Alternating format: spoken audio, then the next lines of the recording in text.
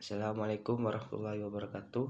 Perkenalkan, nama saya Muhammad Yogi Pratama, asal kelas PPKH 2A NIRM 04031931. Di sini saya akan menjelaskan tentang komunikator.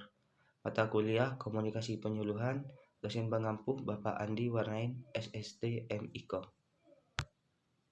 Pengertian komunikator. Komunikator adalah pihak yang bertindak sebagai pengirim pesan kepada komunikan atau penerima pesan dalam proses komunikasi. Dengan kata lain, komunikator merupakan seseorang atau sekelompok yang berinisiatif untuk menjadi sumber dalam sebuah hubungan atau dalam sebuah proses komunikasi. Syarat untuk menjadi komunikator. Untuk menjadi seorang komunikator yang baik, terdapat beberapa hal yang perlu dipahami, yakni seorang komunikator yang baik perlu menyusun dengan baik pesan yang akan disampaikan, sehingga pesan tersebut mudah dimengerti oleh pihak penerima. Komunikator yang baik juga harus mengetahui mana media yang paling tepat untuk mengirimkan pesan kepada penerima, dan harus tahu bagaimana cara mengantisipasi gangguan yang akan muncul pada saat proses pengiriman pesan. Selain itu, komunikator yang baik akan bertanggung jawab dan memberikan tanggapan terhadap umpan balik atau feedback yang disampaikan oleh pihak penerima atau receiver. Keterampilan yang harus dimiliki oleh komunikator. Komunikator tak jauh beda dengan seorang penyuluh. Keterampilan yang harus dimiliki yang pertama adalah percaya diri.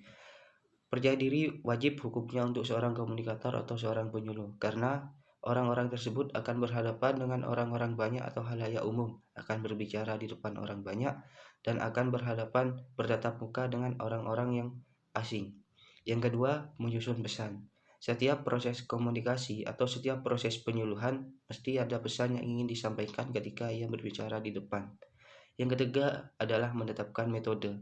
Setiap daerah, setiap kota, setiap tempat memiliki karakter yang berbeda-beda, sehingga seorang komunikator atau seorang penyuluh wajib menetapkan metode sebelum melakukan komunikasi, karena karakter masyarakat yang berbeda-beda dan memiliki pemikiran yang berbeda-beda, entah itu metode berbicara secara interpersonal atau berbicara diajak musyawarah. Yang keempat, seleksi dan penggunaan media.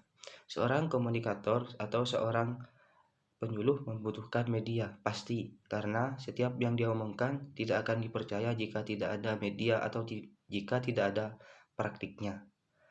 Yang kelima adalah pendekatan terhadap kebudayaan tertentu. Pasti itu dilakukan oleh seorang komunikator dan seorang penyuluh, karena beda tempat mesti beda budaya. Seorang komunikator atau seorang penyuluh sebelum melakukan penyuluhan atau komunikasi dengan orang-orang tersebut, mereka sebelumnya melakukan survei kebudayaan apa yang berlaku di sana, karena belum tentu budaya yang dibawa oleh komunikator atau seorang penyuluh berlaku di tempat tersebut.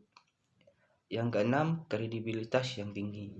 Kredibilitas tinggi wajib dimiliki oleh seorang komunikator atau seorang penyuluh, karena kredibilitas dibutuhkan agar setiap omongan, setiap praktik yang dilakukan atau ditambahkan di depan orang-orang akan dipercaya oleh orang-orang tersebut. Yang terakhir adalah pengetahuan. Pengetahuan merupakan hal yang wajib, hal yang harus dimiliki seorang penyuluh atau komunikator.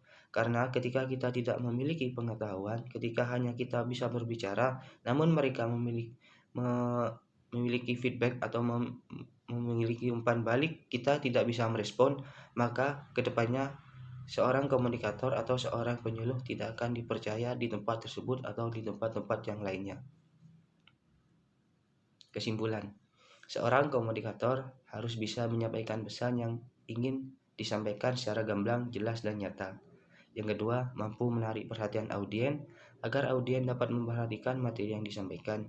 Yang ketiga, mampu mengolah suasana agar penyampaian menarik dan audien tidak bosan dalam mendengarkannya apa yang disampaikannya. Sekian video yang dapat saya buat, kurang lebihnya mohon maaf. Wabillahi taufik wal hidayah. Wassalamualaikum warahmatullahi wabarakatuh.